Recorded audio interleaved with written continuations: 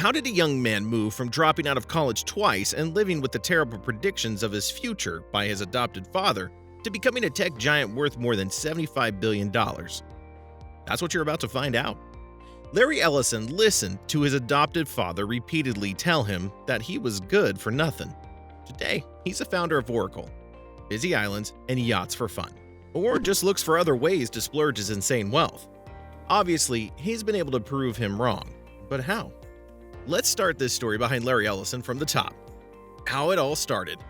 Before Larry Ellison thought about establishing the popular database software firm Oracle, he was just a young man from humble beginnings. Born in 1944 as Lawrence Joseph Ellison, this baby was born to a single mother known as Florence Spellman. However, he was only 9 months old when she caught a severe case of pneumonia. Eventually, his mother sent him to his aunt and uncle in Chicago, who became his adopted parents. He never even got to meet his biological father.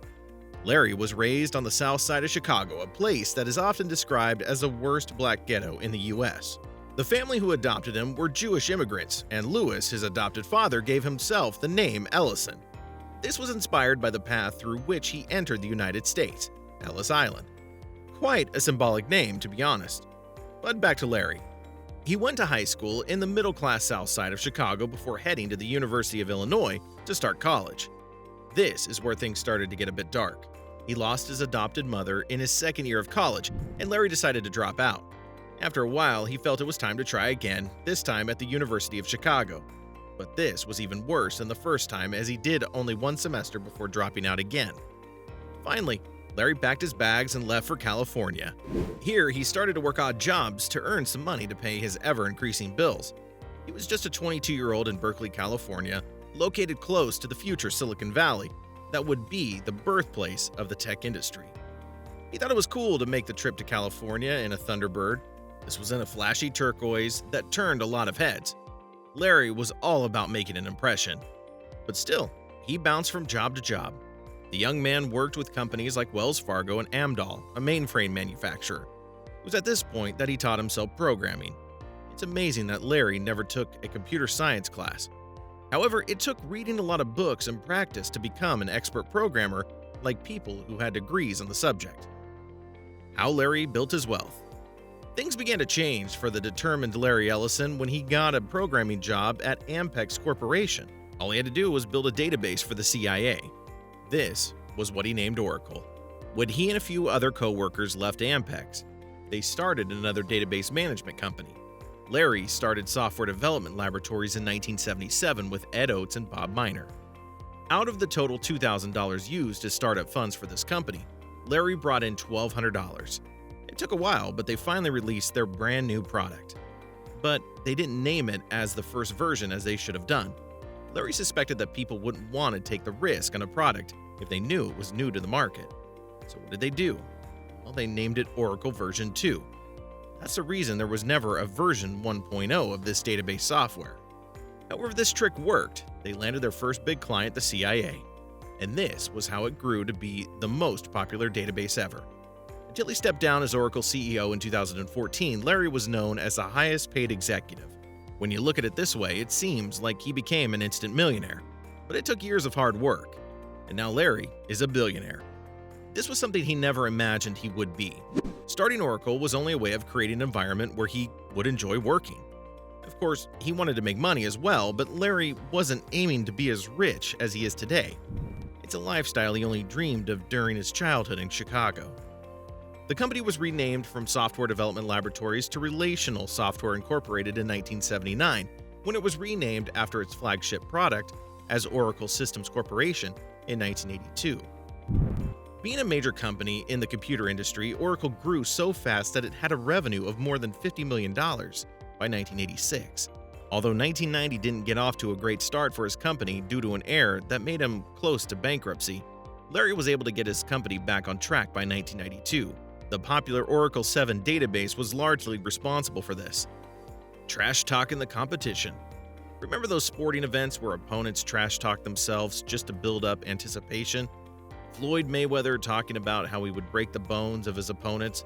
Apparently, it's not limited to just that industry alone. Even the corporate world can be big on trash talking, and Larry was one of the biggest in his field. Larry and Oracle had a public relations dispute with Informix for most of the 90s. We're talking epic battles where one company even went as far as putting up billboards in front of the rival offices. Obviously, Oracle's popularity means that they won the fight, much like a knockout. As Larry was a major shareholder in the company, the millions never stopped coming in.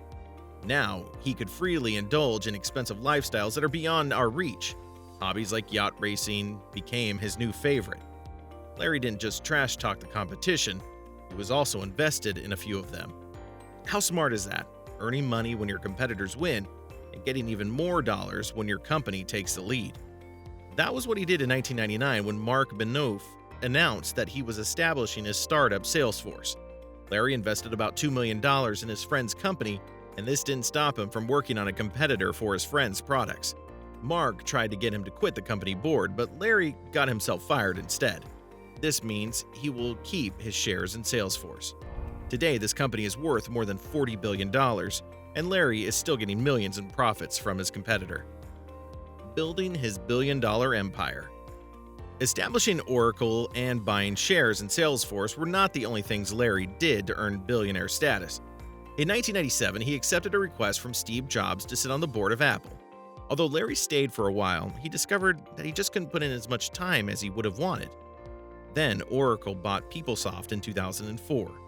This was an H&R software provider, and Oracle snapped it up for about $10 billion. But Larry wasn't done yet. In 2009, a server company called Sun Microsystems, which was established in 1982, caught Oracle's attention. Oracle acquired this company and instantly gave this tech company control over the MySQL database and lots of other key technology. While Larry started taking the back seat at his company in 2010, his spending habits were not in any way slowing down. He bought the entire Hawaiian island of Lanai just because he could. It was estimated as worth $300 million. His personal life hasn't been as successful as his business ventures. Larry has earned a famous reputation as an international playboy, dating models, actresses, and many other women. A few years ago, the tech mogul joined the board of directors at Tesla, owned by his friend Elon Musk. But he has also had a few investments that didn't turn out great, like that of Theranos, which shut down a few years ago. With his immense success so far, one fact that remains about this 76-year-old billionaire is that he's one of the many people that others envy for his achievements. When Larry was 14, he never believed that one day he would be buying yachts and touring different countries around the world. Of course, he never imagined that he would be a millionaire, much less than a billionaire. But here he is today, collecting private jets and cars, building an incredible real estate portfolio, and owning a house worth about $70 million in Silicon Valley. Due to his love for basketball, he had courts installed on some of his yachts. That should give you an idea of just how big they are. Larry is also big on charity, donating millions to education and medical research. And yes, he did prove his adopted father wrong. Now you know the story of Larry Ellison, and that's a wrap. What do you think inspired you the most about the story of the tech giant? Let us know in the comments, and don't forget to subscribe to our channel. Thanks for watching.